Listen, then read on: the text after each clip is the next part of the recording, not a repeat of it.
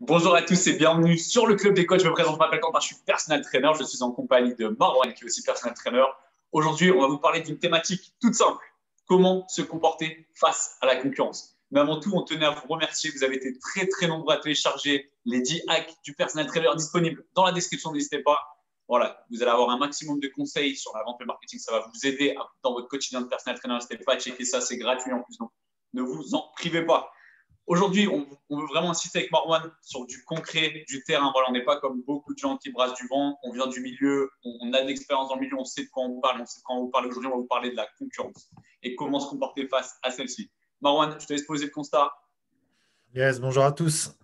Donc, la concurrence, c'est un sujet qui nous plaît bien parce que on y est confronté tout simplement, et aussi parce que c'est quelque chose qui peut vraiment nuire à votre business, à votre façon de penser votre business, et aussi parce qu'on voit pas mal de choses parfois sur Internet, sur des groupes, des gens qui parlent de la concurrence, qui parlent de ce qu'on voit sur Internet, des influenceurs, bref, tout un tas de choses, on va y revenir.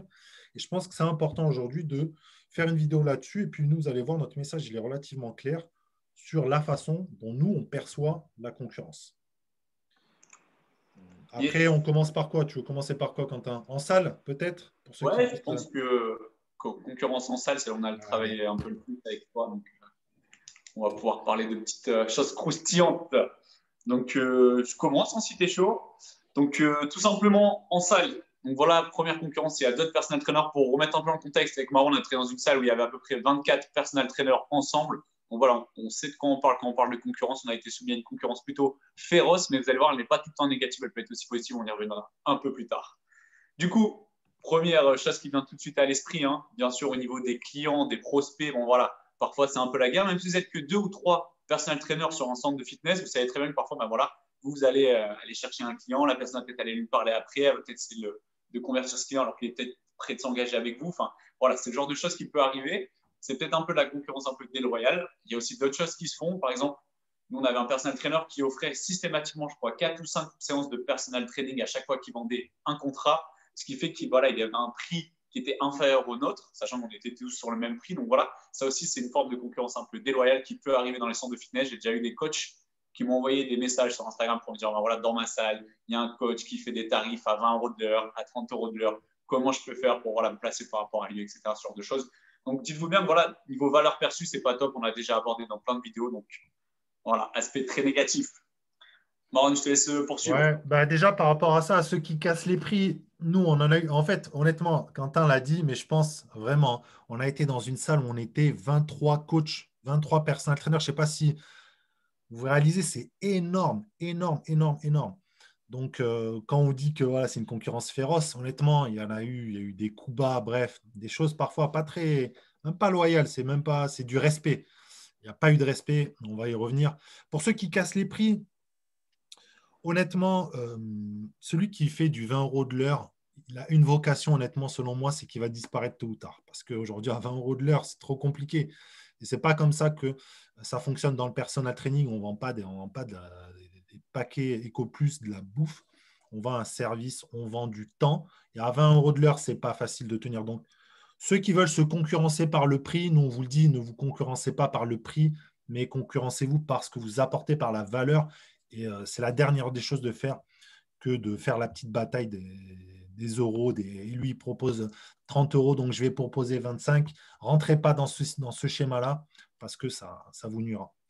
Donc, par rapport à ça, après, oui, en salle, on commence en salle parce que c'est là que la concurrence, vous la voyez physiquement. Quand vous faites à domicile, vous êtes tout seul, vous prenez votre voiture ou votre scooter, vous allez chez le client. Mais en salle, vous les voyez, vos concurrents. Ils sont là, ils sont à côté. Après, d'autres choses aussi. Un autre point, c'est les coachs. Nous, avec Quentin, on a subi dès qu'on est arrivé dans cette salle où il y avait déjà plus de 20 coachs, c'est ceux qui ne vous parlent pas. Aujourd'hui, en France, peut-être en Suisse, en Belgique, je ne sais pas combien vous êtes, peut-être 3, 4, 5. Et on pense que dans les années à venir, on retrouvera des salles avec 10, 15, 20 coachs, 20 PT en France. Et vous verrez que certains coachs avec qui ça va très bien se passer, mais d'autres, ils vous adresseront même pas la parole. Ils vont vous boycotter dès le début, ils vont vous faire comprendre que vous n'êtes pas le bienvenu. Voilà, ça va être des relations très froides. Ça, c'est quelque chose aussi qui arrive régulièrement. Et là aussi, pareil avec ces gens-là, ben, en vrai, il ne faut pas s'en faire parce que eux, ils vous voient comme une menace. Tout simplement. Ils vous voient comme une menace, ils ont un manque de confiance en eux. Vous, vous faites ce que vous avez à faire, vous faites votre taf et vous verrez que très rapidement, ils viendront vous voir pour vous demander comment vous avez fait pour développer votre business. Donc ça aussi, c'est quelque chose qui revient régulièrement. Yes. Après, on a entendu parler des coachs clandestins. Donc, nous aussi, on en avait parfois qui venaient, qui n'étaient pas, entre guillemets, pas loyaux à la salle, qui étaient là, qui grattaient la clientèle, si je puis dire. Mais il faut vous dire que ces gens-là, voilà, ils vont faire très peu de coaching, ils vont faire très peu de chiffre d'affaires dans la salle. Donc, au final, c'est même pas vraiment des concurrents. Ça peut vous énerver sur le fait que voilà, vous payez des charges, vous payez le loyer, vous payez plein de choses. Vous vous dites, attends, lui, il arrive et il coach dans la salle où je paye plein de frais. Donc, je peux comprendre l'énervement, mais au final, il faut vous dire que c'est pas ce coach-là qui vous vole des clients, c'est pas ce coach-là qui vous vole des prospects, parce qu'il est là, il est en sous-marin, il peut pas vraiment travailler. Donc, honnêtement, ça, c'est même pas une concurrence, mais je sais que ça revient souvent et que nous avons parfois des messages. Oui, il y a des, oui, j'ai vu un groupe récemment qui a été créé sur Facebook, les coachs certifiés français ou quelque chose comme ça. C'est bien, il faut faire valoir nos droits de coach sportif, il faut faire valoir nos diplômes, etc. Mais il ne faut pas se prendre la tête pour ça. Je ne pense pas que c'est un gros manque à gagner lorsqu'on est personnel trainer dans une salle. Je ne sais pas ce que tu en penses, Marwan, par rapport à Non, ça. là, je suis d'accord. Il faut, là où on a bossé avec Quentin ensemble, il y avait des coachs, on les a vite grillés. Mais franchement, en fait, il ne faut pas perdre son énergie. Nous, c'est ça qu'on veut vous faire passer comme message aujourd'hui, c'est que la concurrence, vous avez deux options. Ou bien vous voyez ça comme une menace et vous passez votre temps un peu à pleurnicher et dire ah, mais lui, il fait ci, ah, mais lui, il fait ça. Ou bien vous vous concentrez sur les tâches que vous avez à faire et honnêtement, je vous jure, vous n'en aurez plus rien à faire du coach clandestin ou autre. Mais c'est vrai, il faut le dénoncer. Vous avez des diplômes, vous avez payé pour ça, c'est pas normal. C'est vrai que ça fait chier. Moi, je me souviens, le mec qui venait faire de la boxe. Moi, personnellement, je ne me sentais pas concerné parce que il targetait une clientèle qui n'était pas forcément une cible qui n'était pas forcément la mienne. Mais Quentin, voilà, moi, je peux comprendre que ça fasse chier quelqu'un qui lui, propose ce service-là, de voir quelqu'un qui vient de dehors et qui fait ça de façon illégale. Mais ce qu'on veut vous dire, c'est ne perdez pas votre énergie, concentrez-vous sur ce qu'il y a à faire, et puis voilà. Au niveau du vécu aussi en salle, ça nous est arrivé, moi ça ne m'est pas arrivé, mais ça arrive en salle par exemple qu'un client qui travaille avec un coach, un personal trainer, est venu à changer de personal trainer. Donc voilà, elle s'entraînait avec X et elle est partie avec Y. Donc voilà, c'est des choses qui peuvent arriver aussi. Il faut savoir que ben voilà, le client, vous l'avez peut-être eu au début, il avait un bon feeling avec vous, mais peut-être que demain, je ne sais pas, un autre personal trainer propose du yoga, du pilates. Ben voilà, peut-être que le client il a envie d'essayer du yoga, du pilates, hop, il va bifurquer avec un autre coach. C'est pareil, ça ne sert à rien de mal parler dans le dos des autres personal trainers, d'être un peu sournois, de voilà, c'est pas, vous avez perdu un client, mais au final, voilà, si vous aimez votre client, entre guillemets, si je peux dire aimer, mais si vous voulez qu'il ait des résultats et qu'il soit au top de sa forme, bah, peut-être que c'est ce qu'il avait besoin à ce moment-là. Donc voilà, faut pas, il n'y a pas de problème par rapport à ça. C'est des choses qui arrivent aussi. Il faut le prendre de façon sereine. Et puis voilà, vous concentrer sur votre taf, sur votre job, qui est voilà, signer des nouveaux prospects, signer des nouveaux clients. Ouais, pareil pour les séances d'essai, hein. Moi, j'ai fait des séances d'essai. Ça se passe pas mal, mais si, des fois, ça peut mal se passer pour moi ou pour d'autres. Et vous voyez que la personne, votre prospect, il est parti bosser avec un autre coach. Tant pis, c'est pas grave. Et vice-versa. Moi, j'ai d'autres coachs qui ont fait des séances d'essai avec des gens. Au final, ils n'ont pas bossé avec ces coachs-là, ils sont venus bosser avec moi. Donc, ça fait partie du jeu, en fait. Il ne faut pas que l'émotion prenne le dessus sur vous et que ça vous tétanise de voir la concurrence, etc. Nous, quand on est arrivé avec Quentin, honnêtement, ce n'est pas de l'arrogance, hein. Je pense, on vous l'a dit, la vente, c'est une question de confiance. Mais quand on est arrivé dans la salle, je vous promets, il y a des coachs qui nous ont boycottés, ils nous ont mal parlé. Ouais, les Français ceci, les Français cela. Ils nous disaient à peine bonjour, mais ceux qui faisaient ça, ce n'étaient pas les meilleurs coachs. Les top coachs qui étaient déjà installés, ils n'en avaient rien à faire. Ils étaient même voilà, très à l'aise avec les autres parce qu'ils savaient comment ça fonctionne. Ils savent que quand tu fais du bon travail, peu importe le nombre de coachs qu'il y a, tu es payé par ton travail. Et donc même, ils nous aidaient. Mais ceux qui nous voyaient comme une menace, c'est ceux qui avaient un business très fragile, qui, au lieu de bosser, passaient leur temps dans les vestiaires avec d'autres coachs à blablater, à faire des ragots, des trucs vraiment. Perdez pas votre temps avec ça. Si vous voyez des profils comme ça, surtout éloignez-vous. Ils vous diront, eh oui, mais lui, il a eu des clients parce que ceci, cela. Ça, c'est du pipeau. OK. Donc, surtout, vous ne faites pas pomper votre énergie par ces gens-là.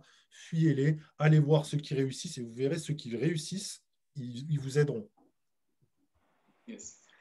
N'allez pas pourrir votre mindset. Vous êtes arrivé là avec de bonnes Exactement. intentions. Vous voulez aider un maximum de personnes. Vous avez ce genre de coach, de personnes qui vont venir. Ils vont un peu vous polluer votre mindset. Ils vont dire voilà, des petits ragots, comme l'a dit Marwan. Ce genre de choses-là, voilà, next, on n'en parle plus. Et comme l'a très bien dit Marwan aussi, au niveau de ces coachs-là, c'est des coachs qui ont un business fragile parce qu'ils perdent leur temps à faire ça plutôt qu'à vraiment bosser Exactement. sur le cœur du métier. Donc, il faut vraiment faire attention à ça. Là, on vous a plutôt évoqué les choses un peu négatives. Mais c'est vrai qu'il y a aussi des côtés positifs à la concurrence, on va y venir tout de suite. Donc déjà, c'est à vous de vous adapter à la concurrence. C'était marrant, je t'ai développé sur ça. Ouais, ouais, ouais. En fait, quand vous arrivez dans une salle qui a 24 coachs, que les 24, allez, on va dire que tu as une petite minorité, ils sont là pour le décor et du blabla, etc. Mais honnêtement, là où on est, et puis même, généralement, ceux qui sont là pour le blabla, ils ne restent pas longtemps. Ils restent quelques semaines après, euh, ils dégagent. Mais honnêtement, c'était génial parce qu'il y avait de la compétition, parfois pas très saine, mais généralement, honnêtement, ça se passait bien. Tout le monde voulait bosser. Et, euh, et donc, vous, quand vous arrivez qu'il y a 20 coachs, on ne parle pas de 2 coachs, 3 coachs. Quand il y a 20 coachs, il faut sortir la tête, hein. C'est que ça, hein. Chacun essaie de se démarquer. Alors, il y en a qui essaient de se démarquer par les résultats, bien évidemment. Pour moi, c'est la meilleure des façons. C'est les coachs qui parlent pour vous, hein, les adhérents, quand ils ont fini leur cours co et qui disent ah ben, moi, je bosse avec coach Quentin, j'ai perdu 15 kilos en 3 mois, etc. Voilà, il n'y a rien de mieux pour ça. D'autres qui vont se différencier par le bagou, peut-être, d'autres qui vont se différencier par le style vestimentaire, d'autres qui vont se différencier par la façon. Bon, bref, il y a tout un tas de tips. Ça, on en parlera peut-être prochainement. Mais donc, c'est super important de vite vous démarquer par ce qui est visible, mais aussi par vos compétences et les résultats surtout que vous apportez. C'est la meilleure chose que vous puissiez faire et c'est comme ça qu'un coach il devient le numéro un. Ce n'est pas parce qu'il il est le plus musclé, qu'il est le plus grand, qu'il est le plus tchatcher, ça c'est du pipeau. Nous, les meilleurs coachs, on en a déjà parlé d'une, et Quentin, prochainement, on espère qu'on pourra vous la présenter. Une coach au top, elle mesure 1,50 m, elle ne paie pas de mine, vous la croisez dans la rue, vous ne faites même pas attention. Eh bien, en salle, c'était la meilleure. C'était un monstre. Et, comme quoi, voilà, il n'y a pas d'excuses. Et tout ce, juste pour revenir un peu au truc négatif, tous ceux qui parlent, qui se trouvent des excuses, en fait, c'est juste une façon de se rassurer sur ce qu'on n'a pas fait. Voilà, j'en remets une couche, mais lorsqu'on va chercher la concurrence, il y a un proverbe qui dit celui qui veut faire quelque chose trouve des solutions, celui qui veut rien faire trouve des excuses. Donc voilà, il faut choisir son camp par rapport à ça. Et j'arrête avec les trucs négatifs. Et donc, tout ça pour dire démarquez-vous, bien évidemment, le plus possible de la concurrence. Yes. Et au niveau du coup de la concurrence positive, moi je me souviens lors de ma première année en Suisse, lorsque je suis arrivé, ben voilà, le premier mois, je ne savais pas, je ne savais pas marquer, je savais quasiment rien faire, je savais juste entraîner, mais voilà, ça ne sert à rien d'être le meilleur en entraînement s'il n'y a personne qui veut bosser avec toi.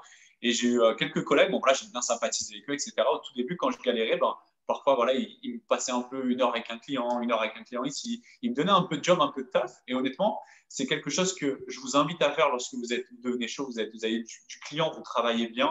Honnêtement, aider un peu les gars qui galèrent un peu leur semaine d'arrivée. C'est des choses que vous pouvez faire, faites-le. Et honnêtement, c'est comme ça qu'on va tirer l'industrie vers le haut. Si tout le monde a du travail, tout le monde travaille. Donc, à niveau du domicile, aussi, Marwan, on en parlait un peu tout à l'heure en off avant de faire la vidéo. Ben voilà, vous êtes là, ça fait un moment que vous êtes installé dans cette région, il y a un coach, voilà, vous sympathisez avec lui, vous entendez bien, etc. Vous pouvez faire plein de choses ensemble. Il peut vous enlever de la clientèle, vous pouvez enlever de la clientèle parce que peut-être que lui, il est fort en boxe, vous êtes fort en course à pied, en yoga, peu importe. Vous pouvez toujours travailler avec quelqu'un, vous n'êtes pas obligé d'être tout seul parce que là, vous êtes coach personnel, vous êtes tout seul dans votre coin. Non, ça ne marche pas comme ça. Pareil aussi, rien ne nous empêche de faire un petit bootcamp, un petit small group training. On en a déjà parlé dans d'autres vidéos, mais c'est des choses qui peuvent fonctionner aussi lorsque vous êtes avec un autre coach. Donc, vous enfermez pas tout seul dans un mindset tout seul. Tout seul, on va vite, ensemble, on va loin. Et honnêtement, je pense que ça résume notre business. Non, c'est vrai. Moi, quand je suis arrivé à Dubaï, j'étais tout seul. Zéro réseau, zéro ami, zéro famille, rien. Je suis arrivé avec mon sac à dos, je connaissais rien. Et je me suis dit un petit peu au début, ouais, je vais tout faire tout seul. J'ai mon diplôme, mon master, ceci, cela.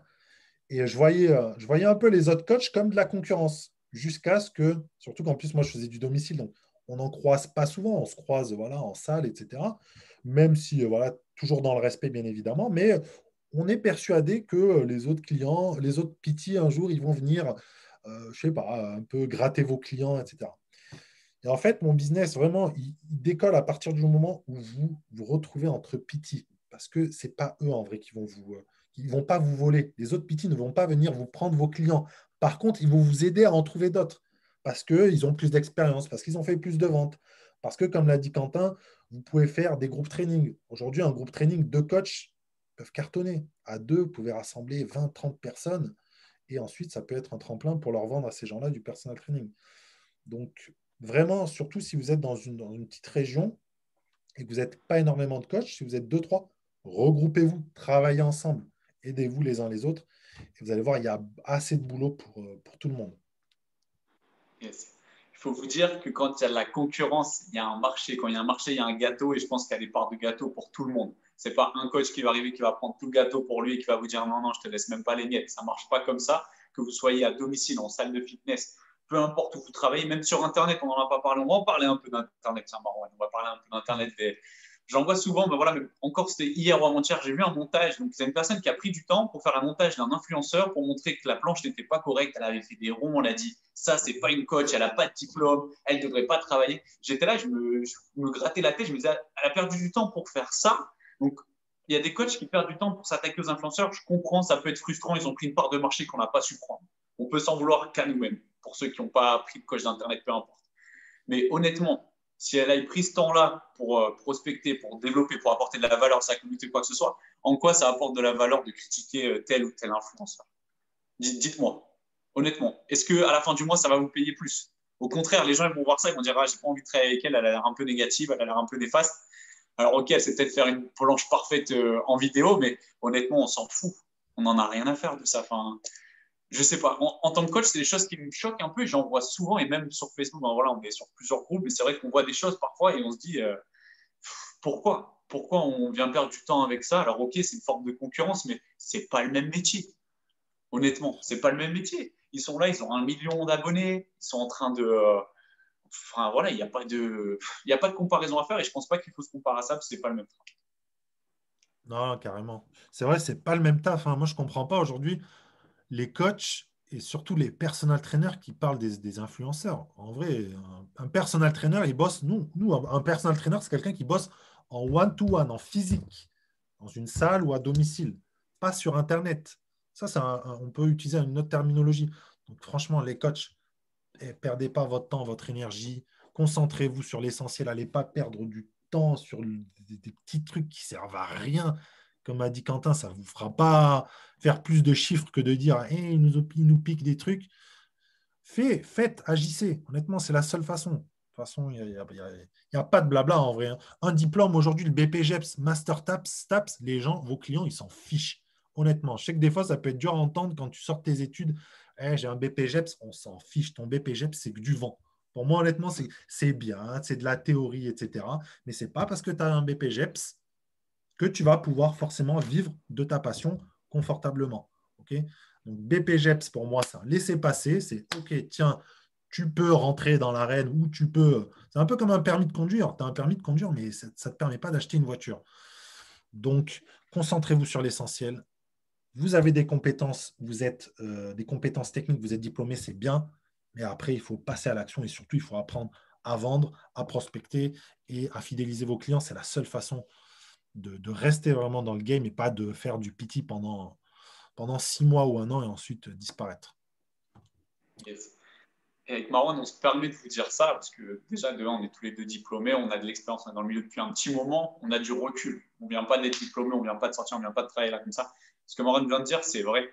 Donc ça peut peut-être faire mal, mais c'est vrai. Donc honnêtement, voilà, bossez, travaillez votre vente, votre marketing. Vous ne souciez pas de la concurrence, c'est vous qui allez faire la différence. Vous, votre feeling, votre personnalité, le feeling avec les gens, c'est vraiment ça qui fait la différence. Je pense qu'on a fait le tour sur la concurrence, Ouais, mon cher juste Marwan. dernier pas en vrai, c'est pas pour faire les gars, hein. Nous, on dit ça, c'est vraiment parce que on aurait aimé qu'on nous le dise dès le départ. Moi, en France, on nous vend les diplômes. On dit ouais, t'inquiète, tu passes un diplôme, après c'est bon, certification. Non, c'est et honnêtement, je vais vous dire un truc, peut-être ça va peut-être en choquer, je m'en fiche. À Dubaï, j'ai rencontré des coachs qui n'étaient pas très bons, honnêtement. Et je pense qu'on en connaît tous autour de nous. Je ne me considère pas comme top coach, Mais en tout cas, j'ai vu des coachs qui, pour moi, n'étaient pas bons. J'ai vu des trucs dans des salles, des choses qui ont été faites à des clients. Je dis, mais c'est pas possible. Et à l'opposé, à Dubaï, on connaît plein de gens qui font du personal training, qui la semaine, ça se trouve, ils sont vendeurs chez Balenciaga ou je sais pas quoi. Moi, je dis ça parce que j'ai un copain qui fait ça. Et les mecs, ils sont bons. Ils n'ont pas le diplôme, mais ils sont bons. Et ça rejoint un peu les influenceurs. Les influenceurs, des fois, il y en a qui peut-être disent de la merde. Il y en a aussi qui, parfois, ne sont pas diplômés, mais ils ont du terrain. Ils ont appris des choses. Et ce n'est pas parce qu'ils ne sont pas estampés BPGEPS, STAPS ou autres que ça a fait d'eux forcément des mauvais, etc. Alors, bien évidemment, il faut respecter la loi, mais attention à ne pas rentrer dans ce truc diplôme, donc tu es forcément un boss, pas diplôme, tu es forcément un mauvais. Voilà, donc c'est ça le message qu'on veut faire passer. Donc pour en revenir à la concurrence, après j'arrêterai là-dessus. La concurrence, elle est bonne, elle est saine, même s'il y a 30 personnes, 30 coachs dans la salle, ne voyez que les opportunités. De toute façon, un bon entrepreneur, il ne voit pas d'obstacles, il voit des opportunités euh, dans tout ça. Voilà, je m'arrête de parler. Yes. Merci, merci. On vous souhaite à tous une très bonne journée, un très bon dimanche. Cette vidéo sortira dimanche. N'hésitez pas à nous mettre un pouce bleu, ça nous aide pour le référencement et tout, pour qu'il y ait un maximum de coachs qui voient cette vidéo. Merci beaucoup. Commentez, partagez. Et puis, on vous dit à très vite sur le Club des coachs. Prenez soin de vous. Ciao, ciao. Ciao.